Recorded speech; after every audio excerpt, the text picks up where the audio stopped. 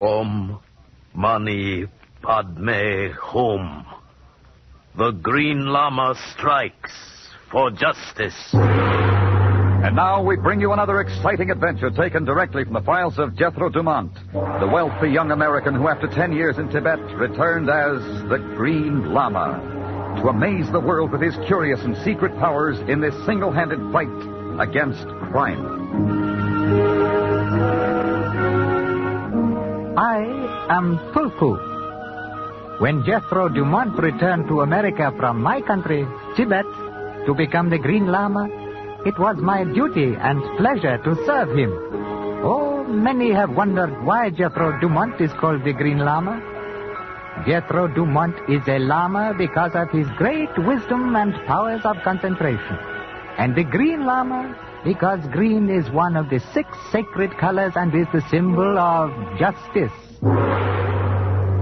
The story of the Green Lama and the man who never existed began late one afternoon at a major air terminal in New York City. A huge 4-motor transport was standing at one of the passenger gates, and the tall, straight figure of a man was moving through the crowd. How about a statement, Mr. Dumont? How long are you going to be in town? Are you here for a new case? One question at a time, please. First, I live here, so it's difficult to say how long I may stay. Secondly, I know nothing of a new case, as you call it. Telephone for Mr. Jethro Dumont. Oh, excuse me, please. There's a call for me. Oh, sure. Exalted one, wait for me. Tulku, my friend. Oh, welcome home, O Lama. Tulku, this is Mr. Howard Crane, Daily Gazette. Dumont, Mr. Room 5 in the How do you main do? lobby, please. I'll talk to you later, Mr. Dumont. Yes, thank you. Come, Tulku, my friend. Oh, I still don't understand your newspaper, man. Frankly, Tulku, I don't always understand them either.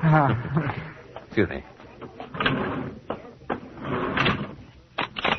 This is Jethro Dumont. Jethro, thank heaven I've gotten in touch with you. Professor Hendricks. Yes, well, Jethro. It's been a long time. Jethro, let me talk, please. I may not have much time. I need your help. Anything you ask, my friend. I had intended to just disappear, but for Marta's sake, I must fight this. Jethro, I must see you at once. But if anything should happen to me first, Kul Khan will tell you. I've settled... Hendricks.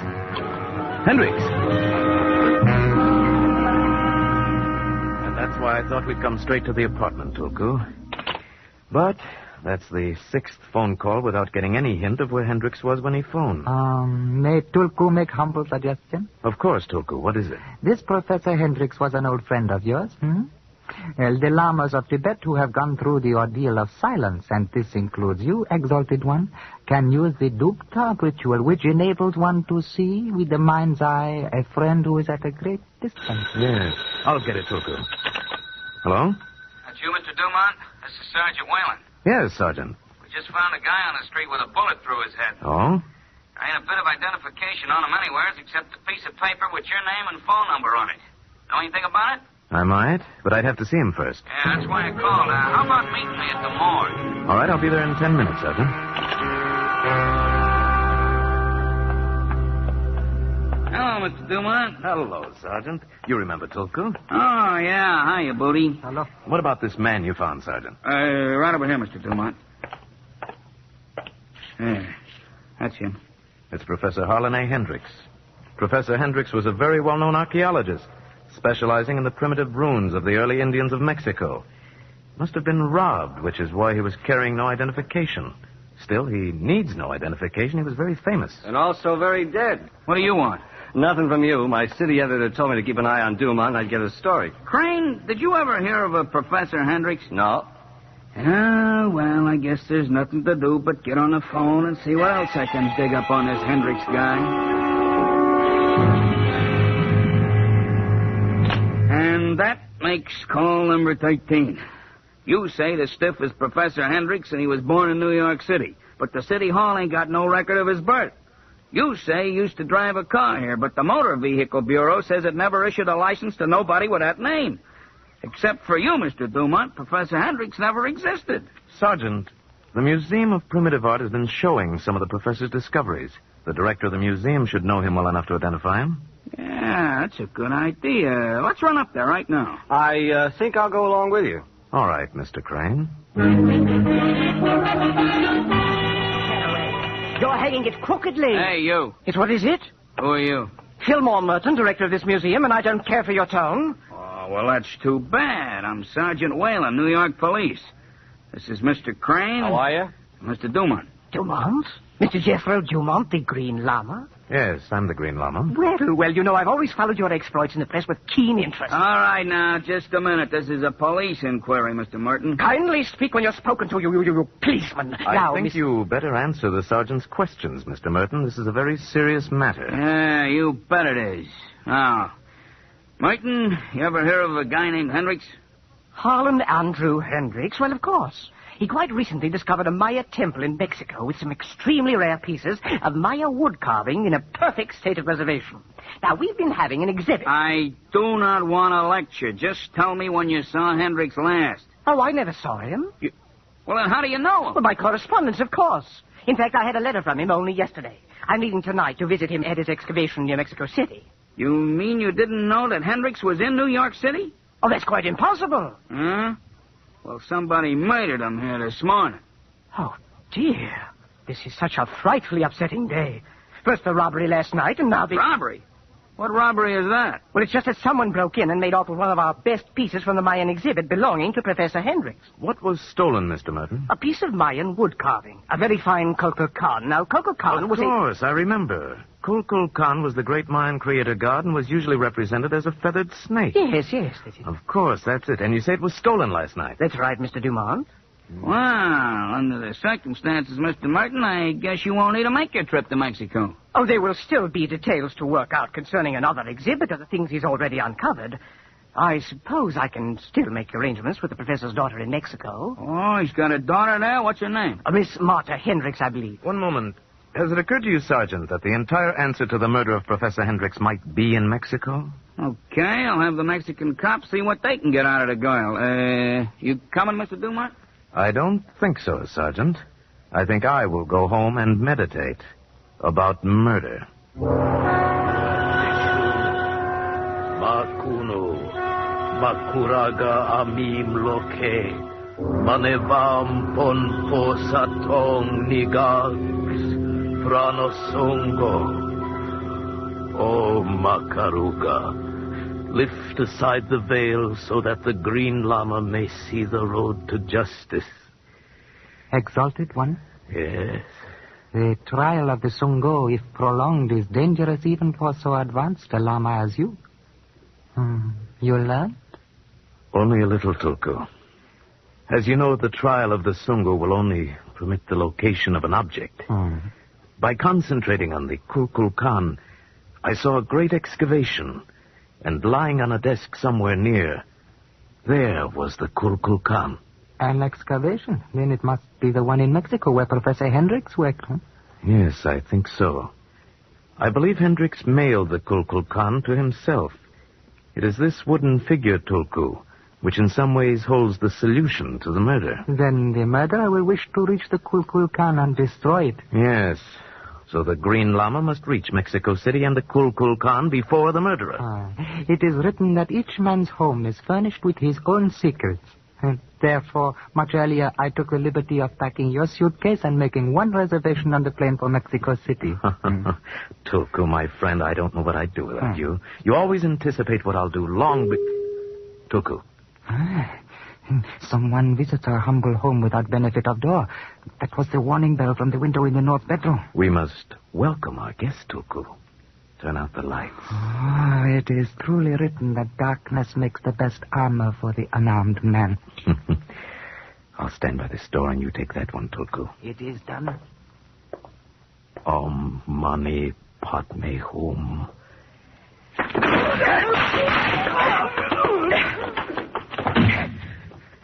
Tulku, are you all right? Yes, the exalted one.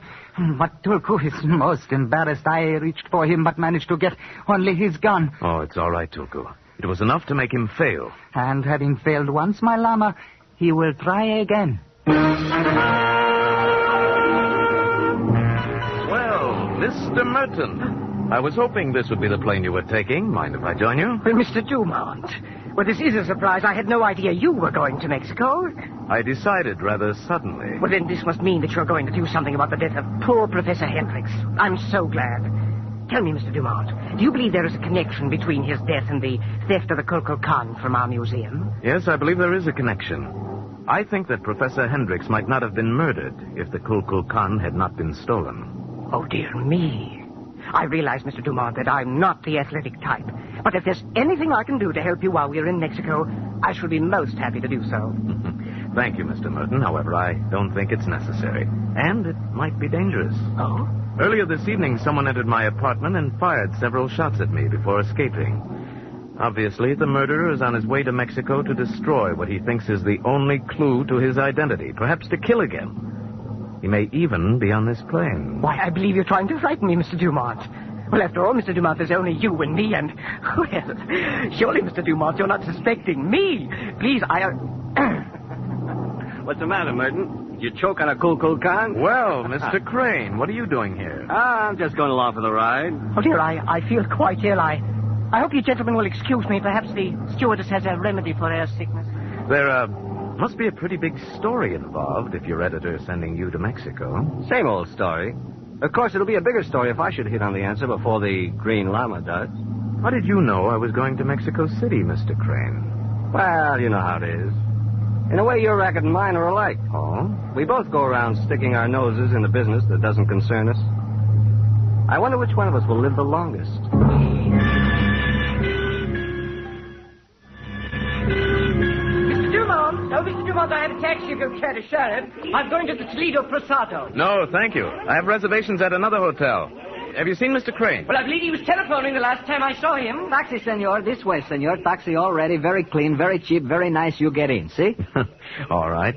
You sound as persistent as a cab driver from Brooklyn. This Brooklyn I am not knowing, but I, Pancho, drive the best taxi in all Mexico City, perhaps in the world, senor. Take me to the Imperial Hotel, driver. Senor, hablo de mi corazón. I speak from the heart. The Imperial Hotel is not for a gentleman such as yourself.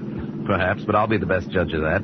You just take me to the Imperial, driver. Si, senor, but Pancho is your friend. In all Mexico City, there is only one hotel at which the senor will be happy. So, muy pronto, I am taking you to El Capitan. Believe me, senor Dumont, you will live to thank me. Presidente, atención. Senor Dumont is here. Welcome to El Capital, Senor Dumont. We have your reservation. The room is waiting. Reservation? But who made it for me? But you did, Senor. I myself took the car. Oh, I see. Your room, Senor, is 6 or 9. Pancho, clerk, where'd the taxi driver go? Oh, no, Senor.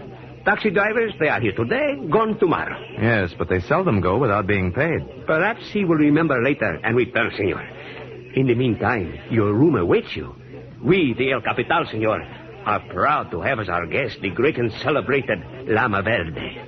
I trust your stay here will be pleasant, Senor. I thought they'd have someone waiting up here for me, but I never thought it would be such a pretty girl. You are Mr. Dumont, aren't you? Yes? I'm Marta Hendricks. My father was Harlan Hendricks. Mm-hmm. Do you have any proof of your identity? I'm afraid I don't understand. Why should you ask me that? How did you know I would be here? Why, my father often spoke of you as his friend. He once told me that if I needed help to call you, and he gave me your phone number in New York. I see. When I learned that my father was dead, I called, and your friend Tulku said you were on your way here. I see. I'm sorry, Marta, if I seem suspicious. Mr. Dumont, I'm frightened. Just before I came over here to wait for you, someone called and told me to leave Mexico. How long ago did you receive the phone call? Oh, 30 or 40 minutes ago. That was about the time I was at the airport. Marta, did a package arrive today for you or your father from New York? Why, yes. There was an airmail package addressed to Dad, but I didn't open it. I didn't know then. Where is that package? At Dad's office out at the excavation. Mm-hmm. Marta, I think that package is the key to your father's murder. Oh. We have to get it before the murderer does. Come on.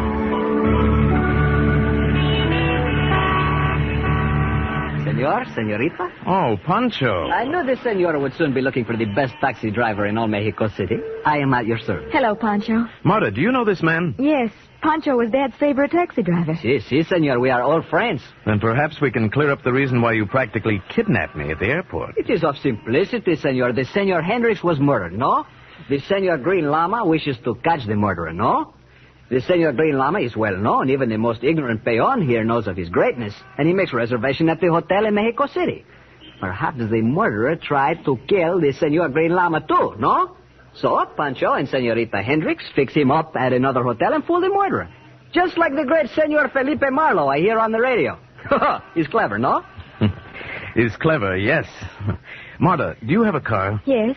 Good. Pancho, you can drive us to where Miss Hendricks keeps her car, and then you can do something else for me. I want you to go to the Imperial Hotel, where the murderer will expect me to be staying. Aha. If anyone phones me, you tell them that the Green Llama has gone to the Hendricks excavation. Okay. We'll park here. Dad's office is down in the excavation, but we'll have to walk down. Good. Marta, is Pancho reliable? I think so. Well, either way, the information should reach our man. You think the murderer will follow you out here? I'm sure of it. He came to Mexico City to get that package, and he won't feel safe until he's destroyed it. You sound as if you knew who the murderer is. I think I do, but that's not proof. And, of course, on the surface, he has a reason for coming which seems logical. Marta, is there any reason why there should be a light in your father's office? No. Then the murderer must already be here. Shouldn't we go back for the police? No. By that time, he'd get away. But he'll be armed. Do you have a gun? No, Marta. If I were to carry a gun, were to shoot even a criminal, then I, too, would be guilty of the evil which I fight. Look, the light went out. He may have heard us. All right, keep quiet now and stay behind me. Stay where you are. I got you covered. I've got him. Turn on the light, Marta. Crane. Duman, I can explain everything. I'm sure you can. Who is he, Jethro? This is Mr. Crane, a newspaperman who seems to have taken up a sideline. I told you I can explain everything. Look on the floor, Jethro. That's the package that arrived this morning. And was leaving tonight if Mr. Crane had his way. Open it, Marta. It's the Kukulkan. Yes, it's had quite a history in the past few days. Why did you want to steal it, Crane? I came out here to see if I couldn't dig up a few extra angles on the story. I recognized this thing as that Kukulkan you and Merton were talking about. I thought I'd take it along on the chance it might lead to something, that's all. You didn't know that Hendricks had mailed this to himself? That means Hendricks stole it from the museum. Jethro, is he accusing my I'm afraid father? your father did steal the Kukulkan from the museum, Marta. What? But since it really belonged to him, I don't suppose it really was stealing. But why did he steal it then? And what was this business about no identification? Hendricks said something to me on the phone about intending at first to disappear. I think he went around erasing his own identity. He had a reason for feeling disgraced and intended to vanish.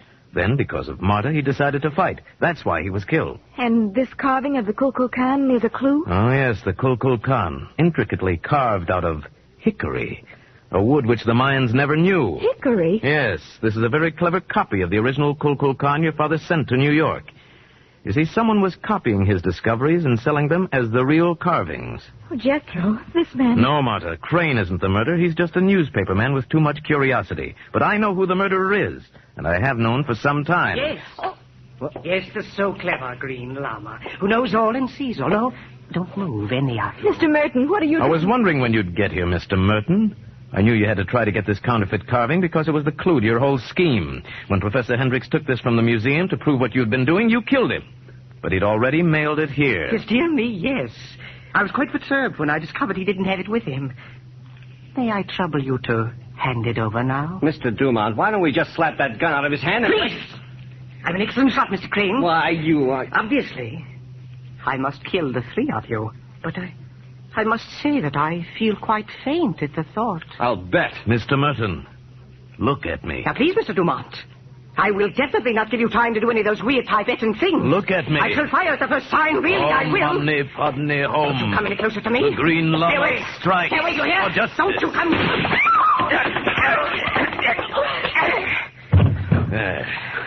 Oh, boy, that's some right you packed, Dumont. He sounds like a light. Jethro, are you all right? He fired right at you. Yes, I'm all right, Marta. And the murder of your father is brought to justice. And all because of this little hunk of wood. Boy, what a story! Yes, he was trapped by the feathered serpent god, just as Hendricks must have known he would be when he said, "Ask Kukulkan." You call me, senor? Pancho. No, what made you think I called you? I heard you say, ask Kukulkan. That is me, senor. Pancho Kukulkan. What? The Senor Hendricks named me when he first come here. You? Yes, Dad named him Kukulkan because he thought Pancho brought him luck in finding this excavation. Then maybe Hendricks meant Pancho when he said, "Ask Kukulkan." But what did he mean by that, Pancho? The Senor Merton. Senor Hendricks told me how this one was ruining his good name with the little wood carvings. Why didn't you tell me this before, Pancho? You did not ask, senor. Well, the next time I'll know better. Pancho, I think I'll let you deliver Mr. Merton to the police. It will be the great pleasure, Senor Green Llama. The Senor Merton hired me to bring him out here, and then before I could warn you, he struck me over the head with my own wrench, senor. This is the big insult. Jethro. Must you go back to New York so soon? I'm afraid I must, Marta. But how can I ever thank you? You've been so wonderful. Oh, I've only done that which the Green Llama must continue to do. Jethro, there's no reason for me to stay in Mexico now. Maybe I'll come to New York soon. Yes. Why don't you? Until then, goodbye, Marta. Om Mani Padme Hum. The Green Llama strikes for justice. The Green Llama, starring Paul Frees, is produced and directed by Norman MacDonald. Tonight's story was by Jethro Dumont, as told to Richard Foster and William Frew. Tulku is played by Ben Wright, and the special music is by Richard Arant. This is Larry Thor speaking, and this is CBS, the Columbia Broadcasting System.